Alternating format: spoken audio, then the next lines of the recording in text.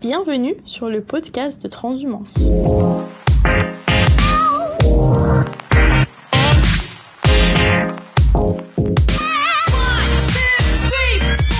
Aujourd'hui, nous nous retrouvons pour un nouveau numéro présenté par Claire Courroyer.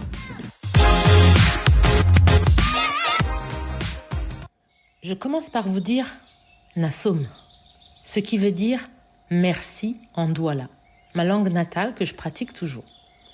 Merci à vous, à celles et ceux qui ont écouté le premier épisode de notre podcast, à celles et ceux qui m'ont envoyé des messages en on ou en off pour m'encourager et me remercier de les avoir fait voyager, qui ont mis des commentaires sur nos publications. Et à celles et ceux qui nous rejoignent pour la première fois aujourd'hui, vous avez la possibilité d'écouter le premier épisode à l'heure et à l'endroit qui vous conviennent. Et vous pourrez dorénavant nous écouter également sur différentes plateformes telles que Deezer, Spotify, Podcast Addict, Amazon et bien sûr notre chaîne YouTube. Ce deuxième épisode est consacré à l'explication du titre « L'arbre à palabres » et de son choix comme volonté de transmission. Donner du sens est important pour moi afin d'aider à comprendre son utilité et ce qui m'a poussé à choisir ce titre. Et puis le lien aussi que l'arbre à palabres peut avoir avec l'entreprise. Mais avant tout, flashback. Les deux fois ont une similitude, un cri qui déchire de l'intérieur et une différence dans le sentiment. Le premier, que je contiens parce que je porte la vie, celle de mon fils cadet.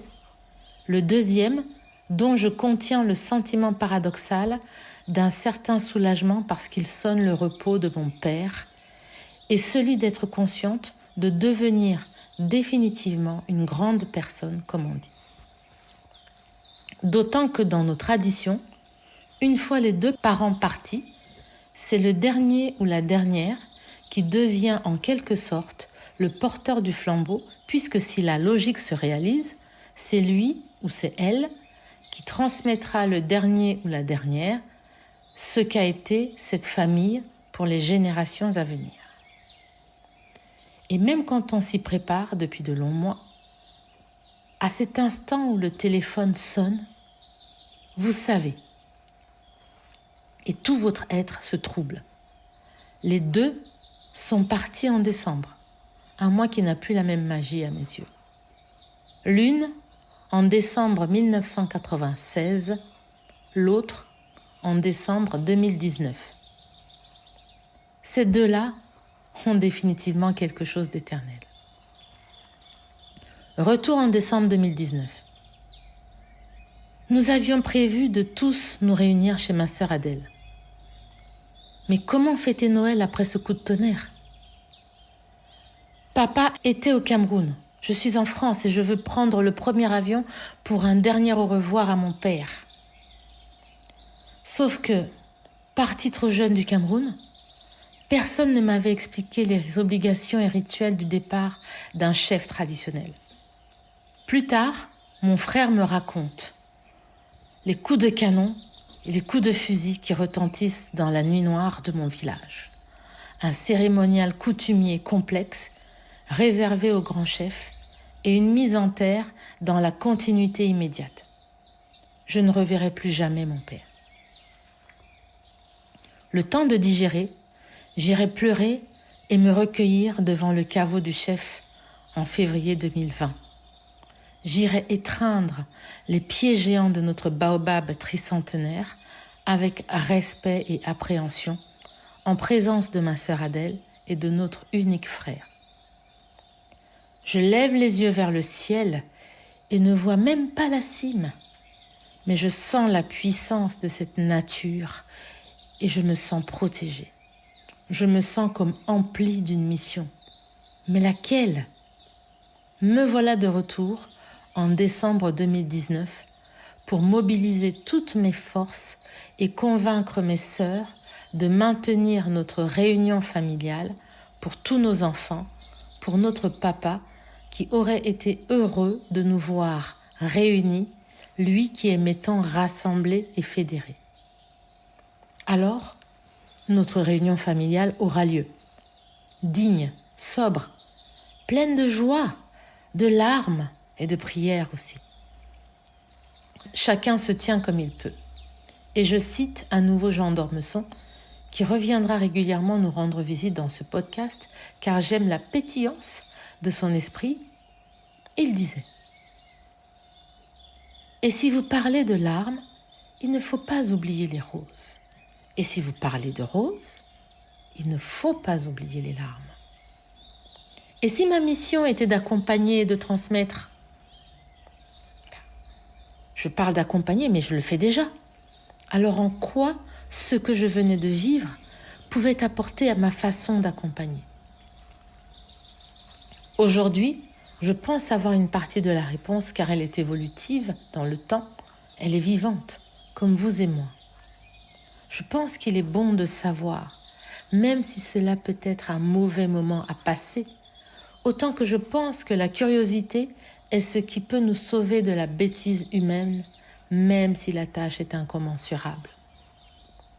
J'aurais voulu savoir, avant la mort de mon père, que si je n'avais pas été à ses côtés immédiats, je n'aurais plus eu la chance de le regarder une dernière fois, mais juste de pouvoir le saluer devant sa dernière demeure de chef. Parfois, les traditions sont lourdes à porter. Alors il me tient à cœur, quand j'accompagne et lorsque cela fait partie de la demande, d'aider l'autre à savoir pour ne pas être pris au dépourvu, de l'aider à se préparer au meilleur comme au risque dans sa situation professionnelle en posant toutes les hypothèses sans rien occulter, quitte à ce que cela soit douloureux. Cela le fera grandir. Aider l'autre à savoir lui permet de s'entraîner mentalement à envisager différentes options et à construire les réponses pour prendre les bonnes décisions pour lui ou pour elle et son environnement. Mais il y a beaucoup de gens qui n'aiment pas ou ne veulent pas savoir. Savoir peut faire peur, car cela rend responsable. Et en faisant le point sur mon expérience professionnelle, je me rends compte que je suis rarement choisie par ceux qui ne sont pas dans l'authenticité de savoir. J'ai eu le privilège d'observer de loin mon père palabrer dans son rôle de chef.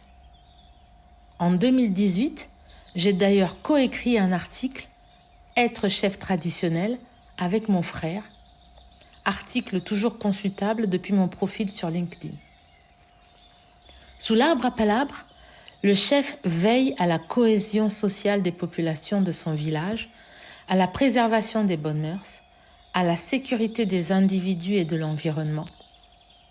Il vérifie à apporter des solutions durables aux différents litiges ou conflits en évitant l'escalade vers la justice. Le chef est aussi garant des valeurs humaines qui fondent la communauté.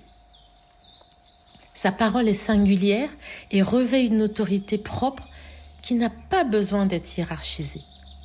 Quand j'y pense et je prends du recul, je me rends juste compte que cela s'appelle un leader dans mon monde occidental. Alors si je parle de transmettre, en quoi est-ce que mes racines et mon vécu peuvent-ils être utiles aux entreprises, aux femmes et aux hommes qui y travaillent ? La réponse aujourd'hui est limpide.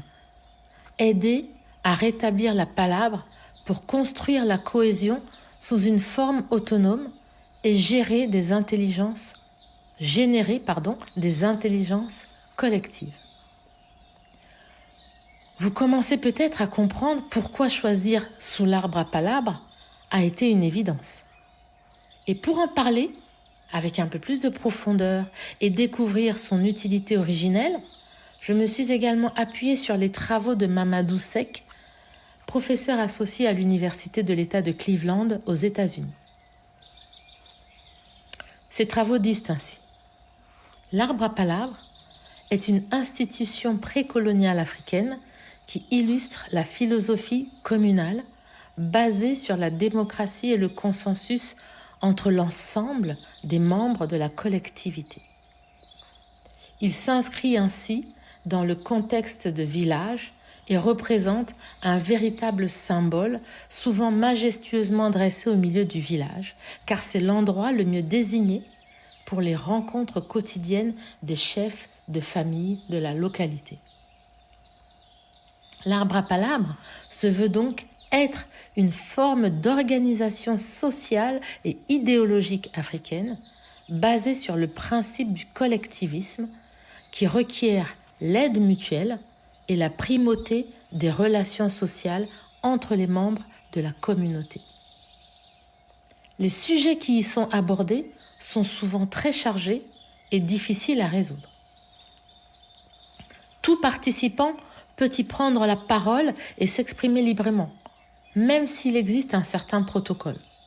On y partage aussi la connaissance approfondie de l'histoire, de l'économie et des événements qui ont jalonné la vie du terroir. Certaines activités visent la résolution des crises et des conflits, le maintien de la paix au sein du village ou entre deux hameaux, mais aussi entre différents groupes qui peuvent se distinguer sur la base de l'ethnicité.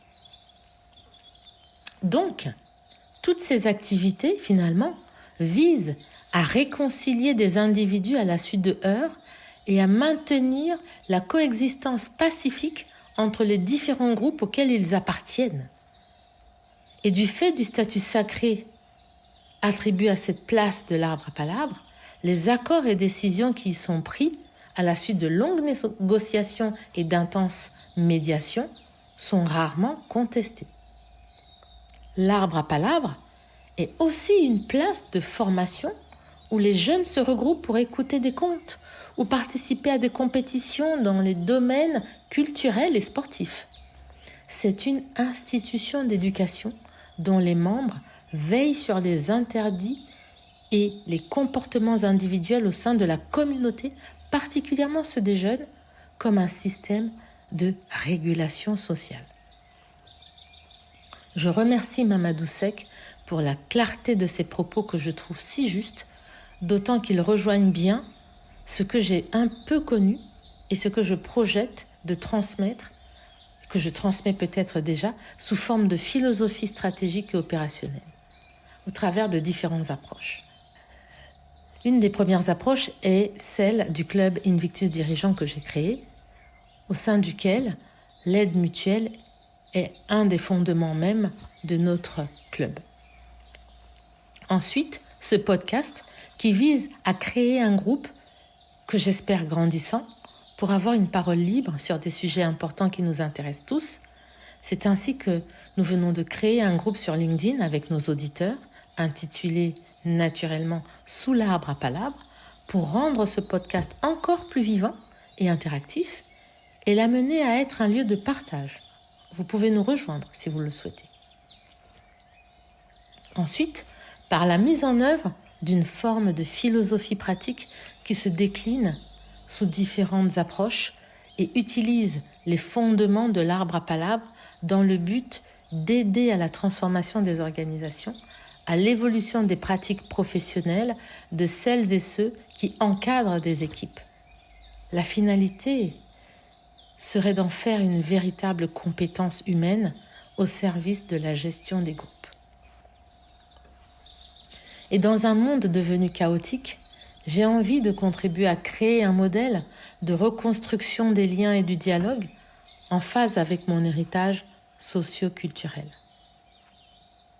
Vous l'avez bien compris, mettre les éléments issus de mes racines au service de mon univers adoptif est pour moi la meilleure façon de faire la synthèse entre mes deux mondes, entre mes différentes cultures, pour faire progresser le regard, la pensée, l'action, mais également le sentiment, l'esprit, vers une dimension plurielle, plus ouverte. Je suis un peu à contre-courant de ce qui se passe aujourd'hui et je souhaite cultiver cette singularité pour le bien commun.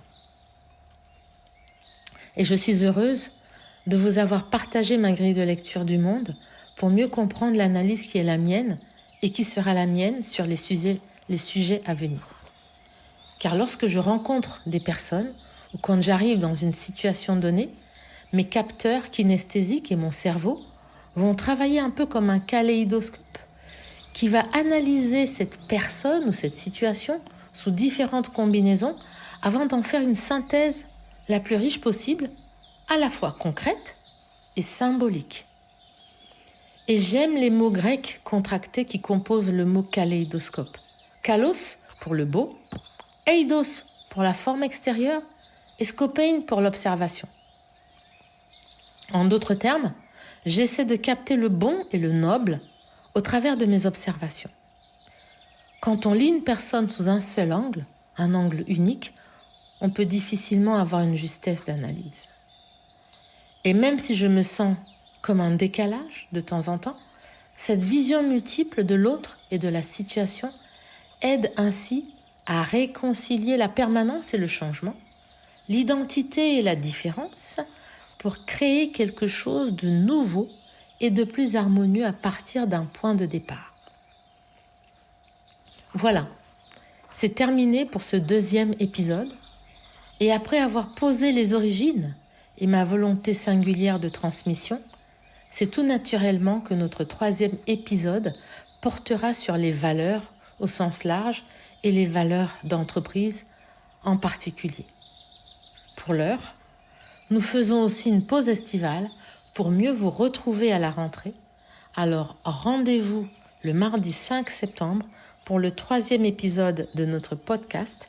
Et d'ici là, portez-vous bien et un bel été à tous. Nassom. Merci.